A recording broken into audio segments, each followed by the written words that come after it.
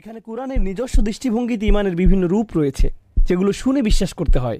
প্রথমত আমরা জানব ইমানের কিছু ফল আছে সে সম্পর্কে। শুধুমাত্র ইমানের ফলগুলো নিয়ে আপনি কিভাবে জানবেন যে আপনার ইমানের স্বাদ কেমন লাগতে পারে? মূলত ইমানের ফল হচ্ছে প্রশান্তি অনুভব করা। এর অন্তর হলো প্রশান্তি। আমরা পড়েছি যে মানুষ ক্ষতির মধ্যে ডুবে আছে। মানুষের কি কি ধরনের ক্ষতি হতে পারে? স্বাস্থ্যের ক্ষতি, সম্পদের ক্ষতি, প্রিয়জনকে হারানো, তাই না? এই দুনিয়ায় এই জাতীয় ক্ষতি মানুষ সম্মুখীন হয়, অস্বস্তি লাগা। কিন্তু আপনার যদি ঈমান থাকে তখন আপনি জানেন যে এই দুনিয়াটা চিরস্থায়ী নয়, এই দুনিয়াটা হলো ক্ষণস্থায়ী। আর আল্লাহ তাআলা আখিরাতে যা রেখেছেন তার তুলনায় এই দুনিয়াটা কিছুই না। মাতাউদ দুনিয়া ফিল আখিরাতি ইল্লা কলিল। না, আসলে হায়াতুদ দুনিয়া, এটা হবে মাতাউল হায়াতুদ দুনিয়া ফিল আখিরাতি ইল্লা কলিল। এটা সূরা তাওবায় আছে। তিনি বলেন এই দুনিয়ায় কি এমন আছে আখিরাতের তুলনায় এর কার্যকারিতা কতটুকু? খুবই সামান্য।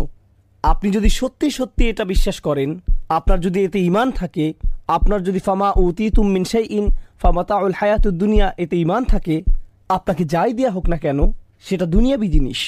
এই আয়াতটিতে আল্লাহ বলেন তোমার যা আছে, না, তোমাকে যা দেয়া হয়েছে, ফামা উতিতুম, তোমাকে যা দেয়া হয়েছে। আপনাকে যখন কোনো কিছু দেয়া হয় যা আসলে আপনার নিজের নয়, এটা আসলে যে আপনাকে এটা দিয়েছে তার। সুতরাং যখন এটা আপনার কাছ থেকে নিয়ে নেওয়া হয়, আপনি বলেন আসলে এটা তো আমার শুরু থেকেই ছিল না, কারণ তিনি আমাকে এটা দিয়েছিলেন, তার এটা নিয়ে নেওয়ার অধিকার আছে। যখন এটা আপনার নিজের আর সেটা হারিয়ে ফেলেন, আপনি বলেন ভাই আমি বিশ্বাস করতে পারছি না যে আমি আমার টাকা হারিয়ে ফেলেছি, আমার বাড়ি, আমার গাড়ি, আমার বাচ্চা, আমার স্ত্রী। কিন্তু যদি আপনি অনুধাবন করতে পারেন এই সবই আপনাকে দেয়া হয়েছিল, এগুলো সবই আপনাকে দেয়া নিয়ামত, যখন এগুলো আপনার কাছ থেকে নিয়ে নেওয়া হয়, এমনকি যখন আমাদেরকেই নিয়ে নেওয়া হয়, আমরা কি বলি? আমরা বলি ইন্না লিল্লাহি ওয়া ইন্না ইলাইহি রাজিউন। নিশ্চয়ই আমরা আল্লাহর। আমরা কিভাবে নিজেদের বলে দাবি করি, যেখানে আমরা নিজেরাই আল্লাহর, আমরা নিজেরাই তার কাছে ফিরে যাব? বিশ্বাসীদের মনোভাব পরিবর্তিত হয়। আমি আপনাদের ইমানের কেবল ছোট একটি দিক তুলে ধরেছি, কারণ আমরা বলেছি ইমানের বেশ কয়েকটি দিক আছে, হয়তো সামনে আমরা সেগুলো নিয়ে আলোচনা করব। কিন্তু অন্তত ইমানের ফলগুলো নিয়ে আমি আলোচনা করতে চাই। প্রথম ফল হচ্ছে প্রশান্তি। আপনি আপনার স্ত্রীর সাথে প্রশান্তি অনুভব করেন।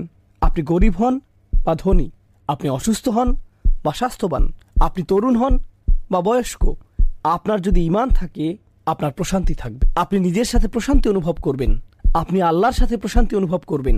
আর বলে রাখি, বেশিরভাগ মানুষই এটা উপভোগ করে না।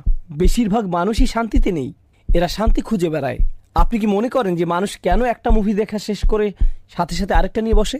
তারা প্রশান্তি পেতে চায়, আনন্দ, মজা, তাদের অন্তরটা একটু শান্তি পেতে চায়। কেন তারা একটা গাড়ি কিনে আরেকটার পেছনে ছোটে, একটা বাড়ি কিনে আরেকটার পেছনে ছোটে? আমরা এমন কেন করি? কারণ আমাদের অন্তর শান্ত নয়। কিন্তু আল্লাহ বলেন আলা বিযিকরিল্লাহি তাতমাইন্নাল কুলুব। আল্লাহর স্মরণের মাধ্যমে এই অন্তরগুলো প্রশান্ত হয়, শান্ত হয়। এটাই হলো ইমানের আসল ফল। আর যখন আপনার এটা আছে, আপনার কোনো ক্ষতি নেই, কোনো ক্ষতিই ক্ষতি নয়।